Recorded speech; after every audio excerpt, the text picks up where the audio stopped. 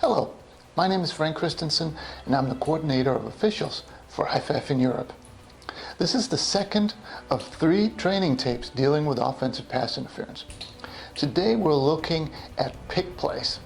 So we'll look at how the covering officials need to not only cover their own primary key, but have to be aware of what happens around them, because receivers often cross. So you have to look at 2 different receivers to recognize that they do cross before the pick happens. And we'll look at some examples and see what is too much and what is okay to let go. But before we get to the game film, let's have a look to see what the rulebook and the MOFO have to say on this topic. In the rulebook, we go to 738 offensive pass interference. B. Offensive pass interference is contact by a Team A player beyond the neutral zone that interferes with a Team B player during a legal forward pass play in which the forward pass crosses the neutral zone. It is the responsibility of the offensive player to avoid the opponents. It is not pass interference. 1. When after the snap, a Team A ineligible player immediately charges and contacts an opponent at a point not more than 1 yard beyond the neutral zone and maintains the contact for no more than 3 yards beyond the neutral zone. 2. When 2 or more eligible players are making a simultaneous and bona fide attempt to reach, catch, or bat the pass, eligible players of either team have equal rights to the ball. 3. When the pass is in flight and 2 or more eligible players are in the area where they might receive or intercept the pass, and an offensive player in that area impedes an opponent and the pass is not catchable. In the MOFO, we go to 339 offensive pass interference. A. Actions that constitute offensive pass interference include 1. Pushing off, initiating contact with a defender by shoving or pushing off, thus creating a separation in an attempt to catch a pass. 2. Driving through a defender who has established a position in the field. 3. Blocking, before the pass is thrown, blocking that occurs anywhere downfield. After the pass is thrown, blocking that occurs downfield within approximately 20 yards, more if the pass is delayed, of where the pass is thrown to. 4. Picking off, initiating contact with a defender who is attempting to cover a receiver. It is not a foul if the contact occurred at the same time as the pass was touched. B. Actions that do not constitute offensive pass interference include 1. Incidental contact by a receiver's hands, arms, or body in the act of moving to the ball that does not materially affect the route of the defender.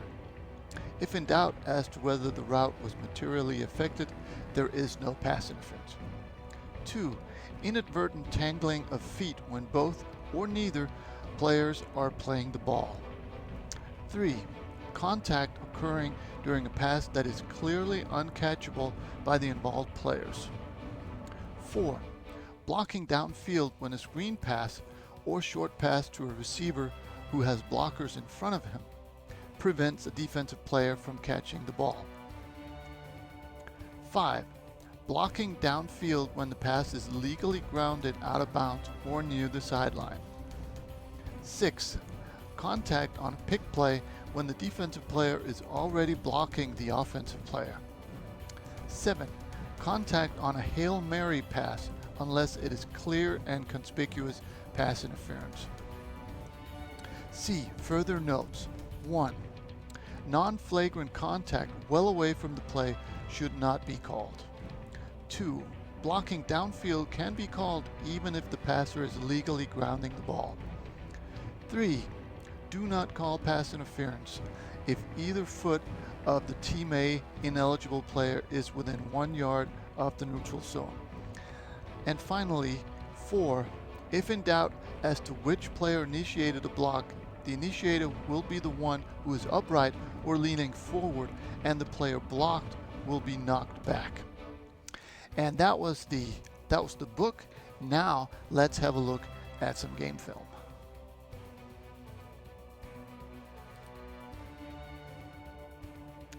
On this first play, we're looking at the inside receiver, but first let's have a look at the defense. It certainly looks like it's man-to-man coverage. So what we're looking for in these pick plays is typically receivers that cross each other. So if we're looking at these right there, you see the inside and the middle receiver, they cross each other. And when that happens, we really have to keep an eye on both of them. I think what happens here is the back judge who has the inside receiver, he's a little too quick to switch to the middle receiver, who now becomes the inside receiver, and that's why we missed this pick. Because if we look at the inside guy, he is clearly initiating, seeking out this contact to get this defender away from being able to cover the pass receiver. So we really have to look at these crossing routes from the receivers.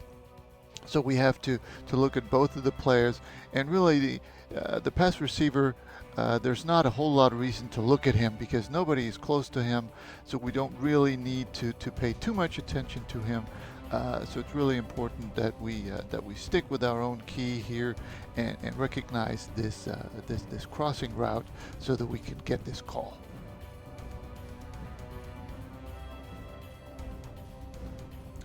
On this play, we're looking at the outside receiver here, or the two receivers really closest, because again, right here we can already tell that we got crossing routes where one of them is supposed to get open, and the other receiver is supposed to initiate contact with the cornerback, creating this openness. I think this is a very clear-cut case. If we look at the outside guy right there, he is seeking out the receiver. He's not running his own route. He's bracing himself for this impact, and that should be easy for us to recognize right there. If you're keying on 15 here, A15, we should be able to recognize that this is what he wants to do. Now, the only thing that we have to make sure on this play, and we can't tell from this angle with any certainty, is that this contact has to be beyond the line of scrimmage for it to be a foul for OPI. He does start on the line of scrimmage. It does look like he takes a couple of steps beyond, but again, we can't tell from this angle. The wing has a perfect angle at it, and he also has a flag, so I'm sure these officials are all over it. But that is an aspect of it that we need to be aware of.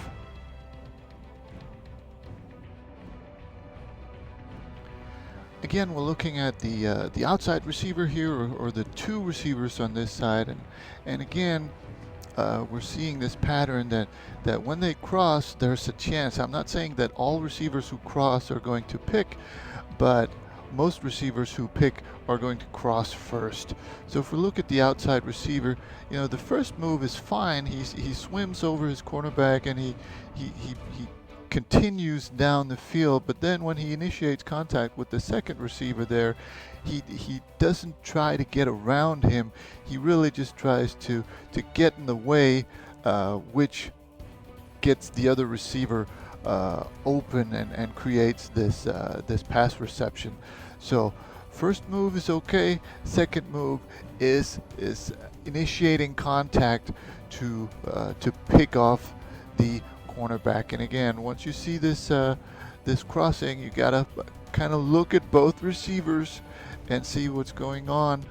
And once that contact happens, you can tell the receiver is getting ready for the contact. He knows it's coming because he's seeking it out, and that's the indicator that we should be looking for to make this offensive pass interference call.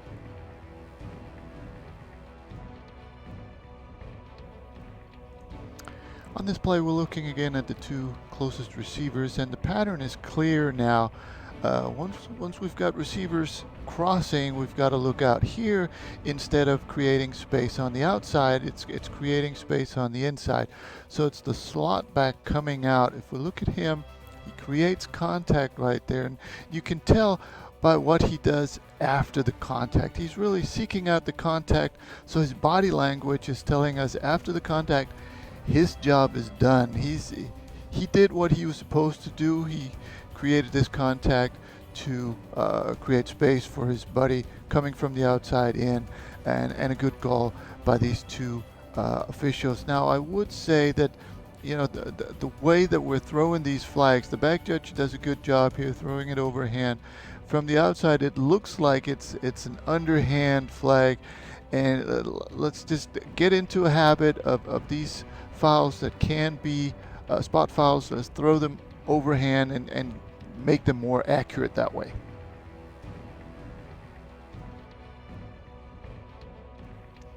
On this play, we're looking at the two receivers at the top of the screen, far away from the camera, and again we'll see the crossing right there as the indicator that this could turn into a pick play, and we're looking at the outside receiver creating space or hindering the inside cornerback, creating the space for the outside cornerback. Typically, or a lot of times when somebody gets that open, it happens because of a pick earlier. Now, you could argue that the outside cornerback is actually initiating contact to the receiver, and that is part of the reason why this contact happens here. But if you look at the receiver's shoulder, he actually lowers his shoulder to initiate contact with the inside cornerback right there. So even though there is contact by the outside cornerback, the receiver is still intentionally creating contact with his shoulder to the inside cornerback, just enough to create that space for the outside receiver to get open. So this is an offensive pass interference, a pick that should be called.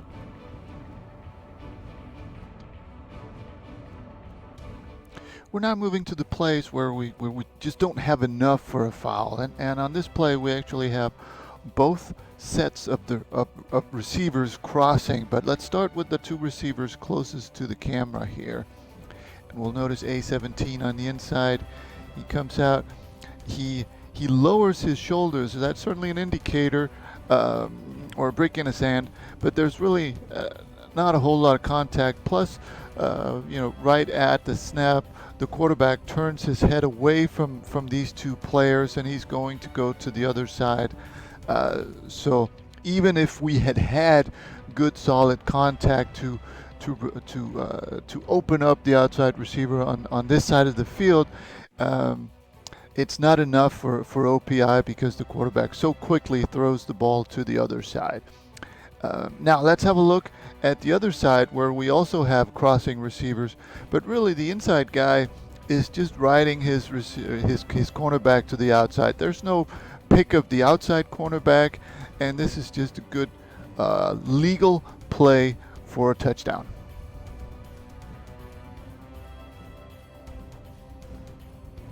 On this play, we're looking at the two outside receivers, and specifically we're looking at the inside or the middle in this trips, and you can clearly tell from his body language that he's bracing for the impact. He's not running a route anymore the way that his stutter steps, and he braces for this impact. However, it is legal, because if we can freeze it right when the ball is caught, is pretty much at the same time as the contact happens by A3. So it didn't really have an effect on this play, and we might even be able to see here the ball arrives, and he's right on the goal line. So basically the play is over at this point, and this is before the contact happens. So you can't really have an OPI after the ball has been caught for a touchdown. So in this case, we've got all the indicators. We've got the crossing receivers. We've got bracing for the impact. So he's initiating this impact. But we don't have the timing aspect that we need for an OPI here.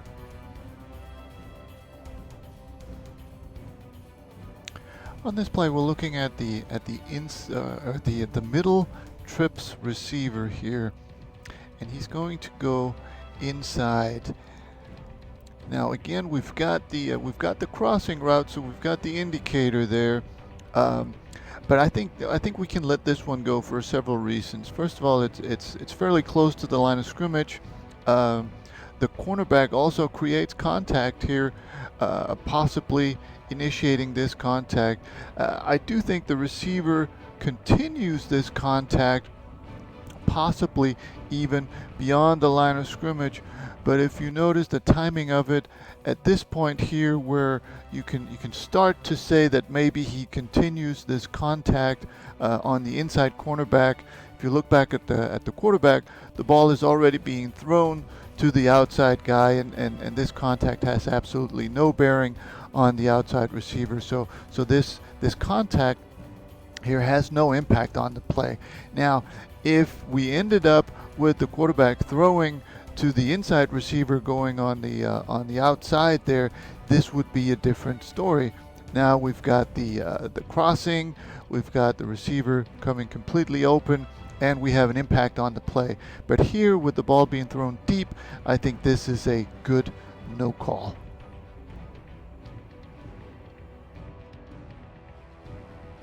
On this final play, OPI was called on the inside receiver closest to the camera here, but I think we should have left this one alone. So let's have a look and